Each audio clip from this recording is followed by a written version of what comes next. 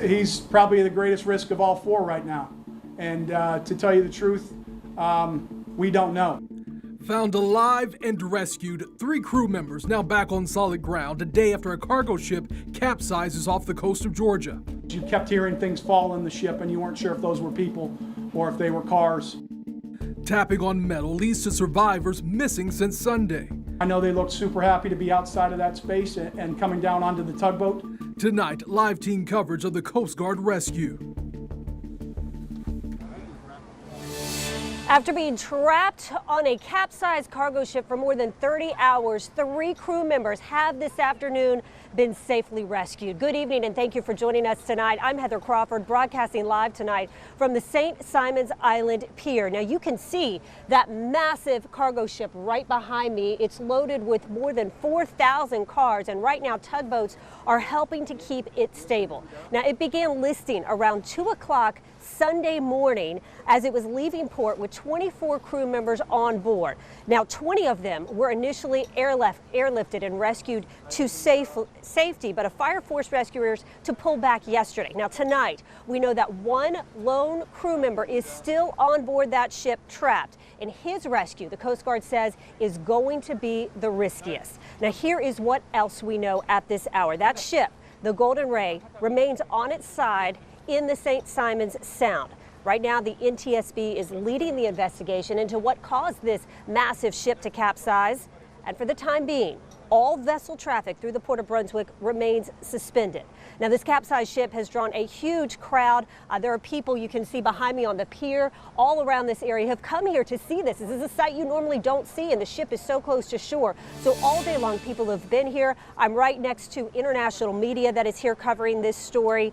And so the capsized ship also drew the attention of maritime attorney Rod Sullivan. He's been in the maritime industry for 40 plus years. He says he's never personally seen a sight like this. And while he says it's not uncommon for ships to run aground, it is highly unusual for them to be capsized. And he talked about those 4 crew members who were trapped on the ship for more than 40 hours. He's optimistic tonight that that 4th crew member will be rescued safely. Take a listen. I mean, I think those 4 Korean seamen are heroes. But I mean, they volunteered to go into the hold of a ship when it was rolling over on its side so they could save the ship and save their fellow crew members. And they stayed till the very last minute. To me, that's a heroic act.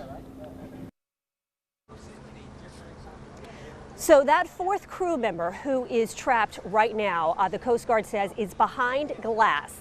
In some sort of room that they have not been able to get to him. Earlier today, they were able to drill 3-inch holes to get food and water and medical supplies to those 3 crew members who were later rescued. But now that 1 crew member has been on there for more than 30 hours. So we are going to continue to follow the Coast Guard's operation to get him off the ship safely.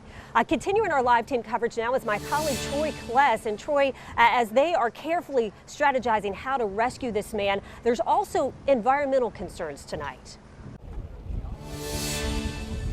That's right, Heather. Earlier tonight, we could see booms were down in the area to contain any oil that may have been on the surface.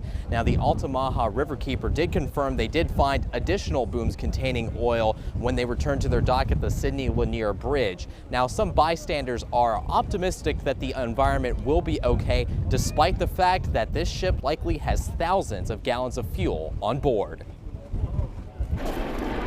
For St. Simons residents, the sight of a cargo ship on its side is unprecedented.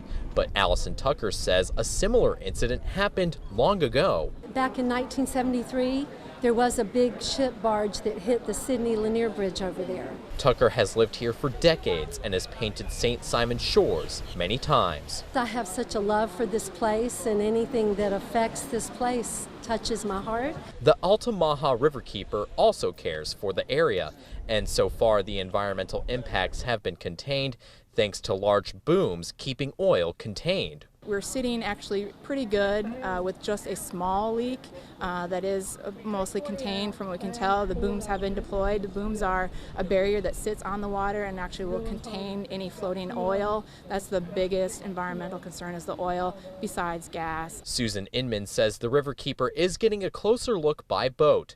The smell and sometimes the color of the water can be an indicator of pollution. It is a priority, but the top priority is to get the 4 safely out. Tucker is also praying for the safety of those men. It's been such a challenge to get those men out of there. The Riverkeeper also did confirm that they have found oil at sites and sheen at some sites like the Morning Star marinas. Now, they did also say that the changing tides could make these impacts harder to track. Live on the St. Simons Island Pier, Troy Kless, First Coast News, on your side. Something we will all be keeping a very close eye on. Troy, thanks so much. So here's what we know about those 3 crew members rescued this afternoon from the ship behind me. The Coast Guard says that they are in relatively good condition. Actually, they were able to help themselves onto a tugboat. They are now being taken to be medically evaluated. But again, at this hour, 1 crew member still trapped on that ship.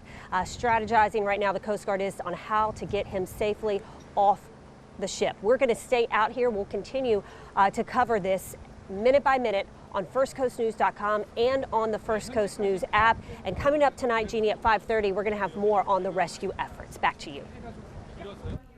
Now for a second, back to something the Coast Guard said today that made all of us in the newsroom go, whoa, think about that. The overturned ship, this cargo ship, huge, the length of 2 football fields. Now come over here with me. These are just yoga steps that we've put together to demonstrate how small this hole was that the men were pulled out of the cargo ship from. This is 3 feet here by 2 feet. This little hole is what gave them a window back to their lives, back to the people who love them and been worried sick about them. This little tiny space, small, but more than gigantic. More than gigantic indeed, and we'll have continuing coverage coming up online on firstcoastnews.com. Don't forget, always stay connected in the palm of your hand with the First Coast News app.